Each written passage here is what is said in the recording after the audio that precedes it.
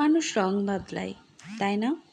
আজকে হঠাৎ করে চা বানাতে বানাতে কথাটা খুব মাথায় আসলো। চার জল যখন ফুটে উঠেছে তখন আমার মনে হলো যে এর ভিতর যখনই আমি চা পাতি দিব তখন কি এর রংটা বদলে যাচ্ছে? আসলেই তাই। চা পাতিটা যখন দিলাম সাদা জলটা কেমন আবছেই লাল হয়ে গেল, তাই না? মানুষের ভিতরও কিন্তু এই একই সমস্যা।